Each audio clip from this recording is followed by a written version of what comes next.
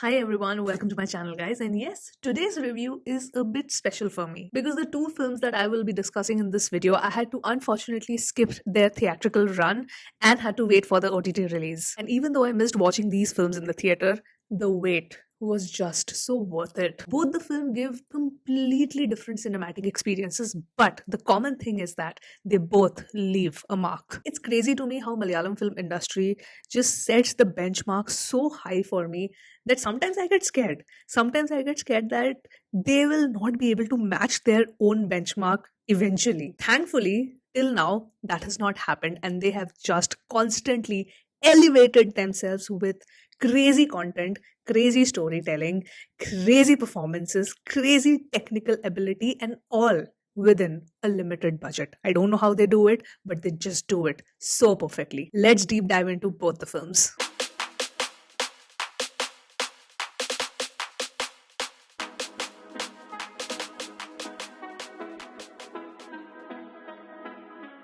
Let's start with Ajayante Randam Moshanam ARM, which attempts to do something incredibly ambitious. The story is set in three timelines where Tovino plays three different characters, as it was suggested in the trailer also. If you look at it very superficially, the story is about heroism, the story is about legacy, the story is about a great legend, and to fight for justice of your own identity. But it is not really the story per se that impressed me here. It is the storytelling. The film starts how we listen to bedtime story of legendary heroes, and the makers have actually put in that effort to create that legend, which becomes part of the first timeline, and that becomes the seed of how the entire story progresses. This movie is a great balance between somewhat of a mythical folklore legend plus social commentary, which I was not expecting at all. Very first timeline introduces Kunde, and his whole character sketch portrays a sense of divinity. Then in the second era, we get introduced to Manian, and Manian is the show stealer for me here. His character will give you some sort of like a Rakshas vibe. Then when you come to the last timeline where you meet Ajayan, you meet this very normal guy who's just like, you and me. So there are three very distinct personalities at play here: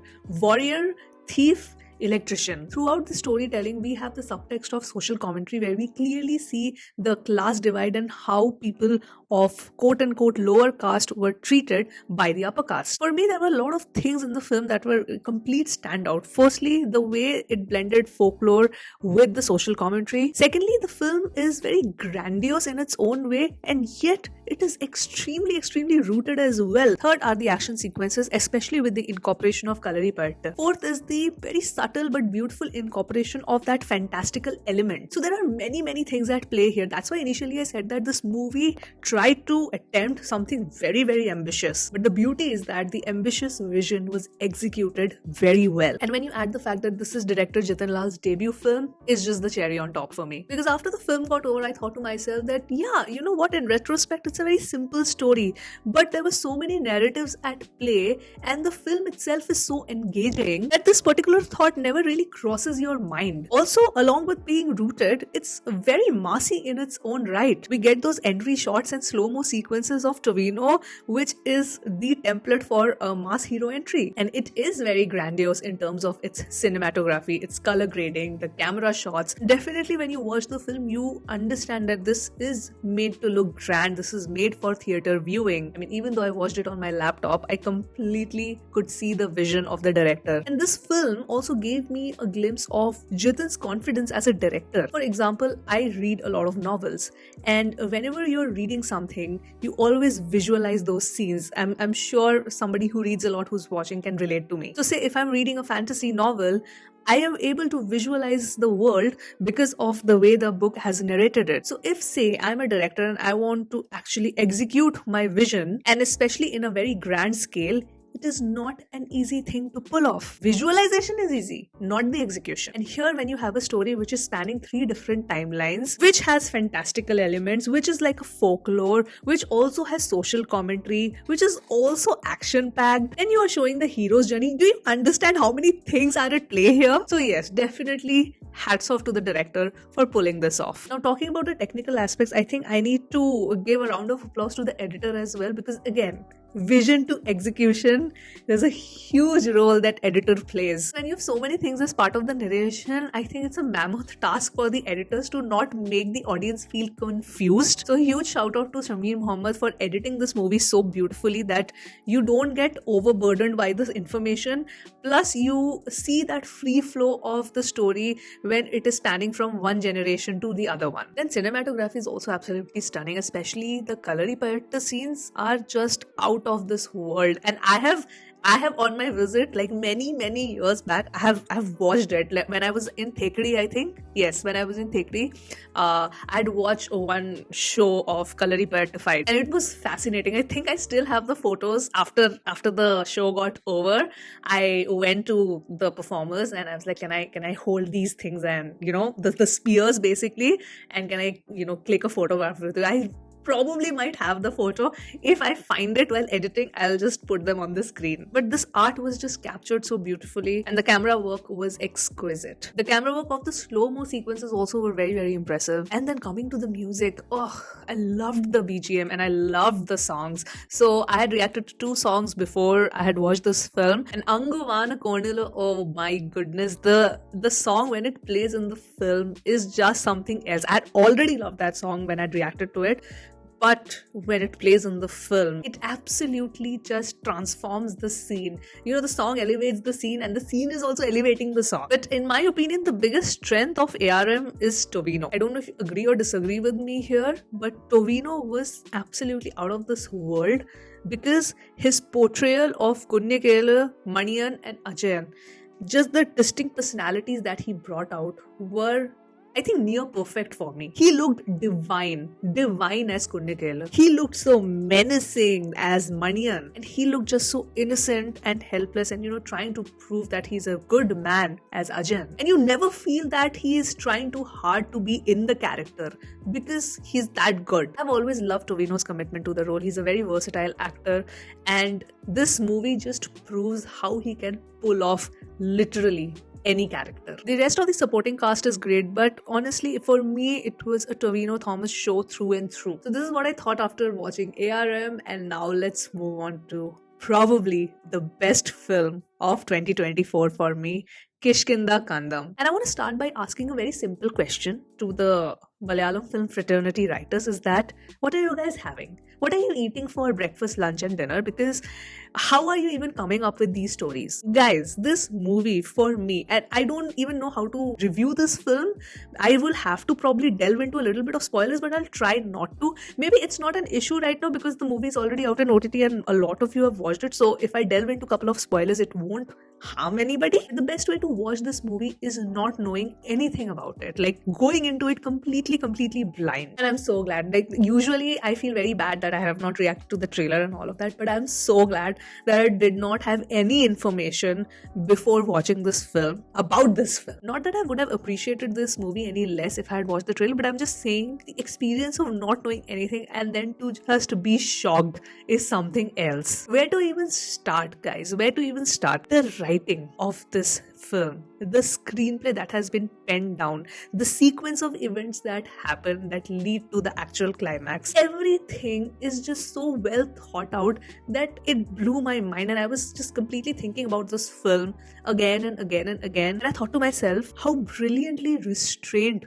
this film is. Considering it is a thriller, there is so much going on, there are so many reveals happening, but the film doesn't rush into anything. Instead, the layers of the film come peeling off very slowly, because of which you just get completely immersed, and my brain kept thinking of all the permutations and combinations of what is going to happen and which direction this movie might go to. And whenever I used to feel that, I probably have figured this out, there's something wrong in this particular area, I was like completely thrown off to another direction. Then something else happens and I think, okay, I have figured it out. Probably it's like this. And then I get thrown off into other direction. It is like the screenplay is throwing me off from here to here. You know, in Avengers, when Hulk picks up Loki and he just put, the movie was doing the same thing to me. Yeah, that's the best analogy I can give you. And how crazy it is that in both the films that I'm reviewing right now, the lead character's name is Ajay. When I sat down to watch this film, I was thinking to myself, okay, why is this film called Kishkinda Kaandam?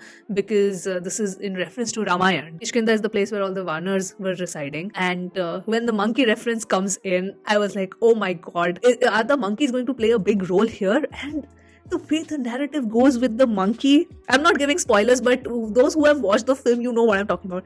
The monkeys, the gun, and the memory loss. The khichdi that it is making and the way it is taking us into different directions, yeah, it's as straight as a jalebi. This movie played so beautifully with my brain that after the movie got over, I completely resonated with that one message where they say that, if you have been cursed with gradual memory loss, then you develop a pattern where you only stick to the information and you only keep the information that is convenient for you, and rest of the things you forget. It seems very sad for a person that goes through this, but this movie took that aspect and flipped the narrative in such a way that I thought, yes, selective information is sometimes good, because when I was watching the film, my brain was just going in so many directions that by the end of it, when I got the shock, I was like, I am exhausted. And which is why I'm so appreciative of the writing here, because when it comes to writing thrillers, especially when there are stories where they have to reveal who has done it, the writing of the films become a tad bit obvious where, yeah, they will misdirect you and then the final reveal is going to be something else. So I expect that. But somehow a lot of Malayalam films that I've watched have really nailed that factor where I am still taken by surprise. It happened with Janaganamana, it happened with Drishyam 2, it happened with this, it happened with Mumbai Police also. So when the reveal happens, my jaw is literally on the floor. I can never forget while watching Janaganamana in the theatre, the jaw-dropping moment when, finally all the cards were in their place.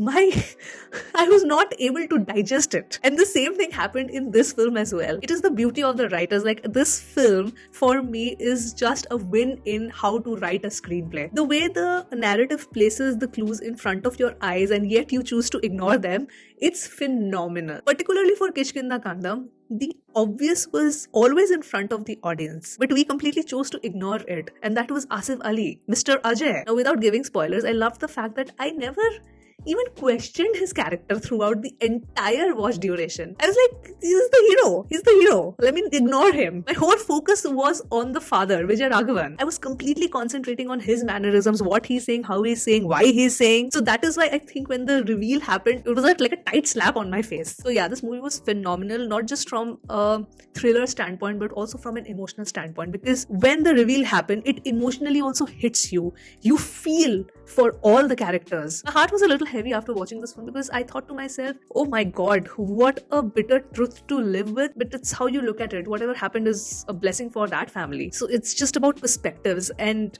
just phenomenal writing, phenomenal acting. For me, Asif Ali was great because at certain points I was like, this dude is crazy. He's letting just his father suffer like this, like, bro, intervene. I was like, what is Asif Ali even doing, or rather not doing? And then I was also feeling bad for Aparna's character because she was so intelligently deducing everything, and I kept saying, yes, you are right. Why is the husband not listening to her? So both of them played their characters really well, but it's Vijay Raghavan as Appu Pillai.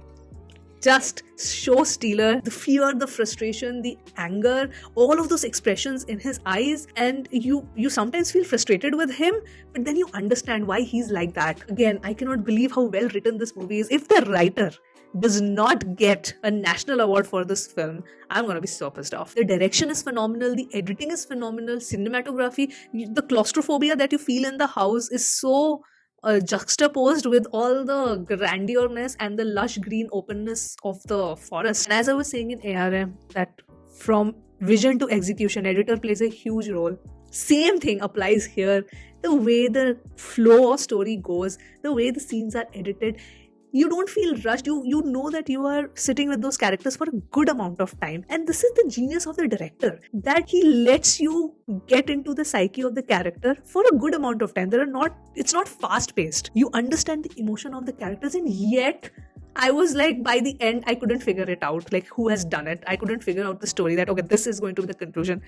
That is how beautifully this film comes together, guys. This is my favorite pick of 2024 of all the films that I've watched. And there has been some incredible films in 2024. This one, definitely, I think it's December, almost December. I don't know. I'm probably posting this on December or end of November. But when I make my list, I am pretty sure this will be like in top 3.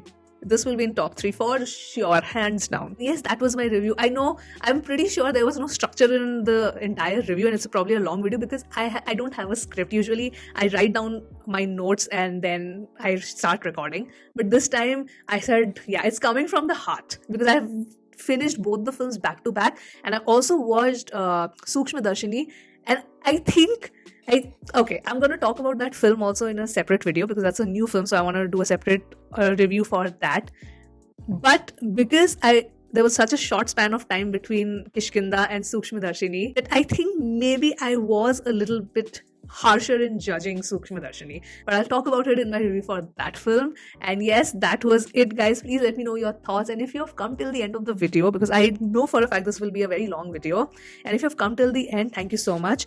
And you can let me know in the comments that, yeah, you watched the entire video. So yes, thank you so much once again.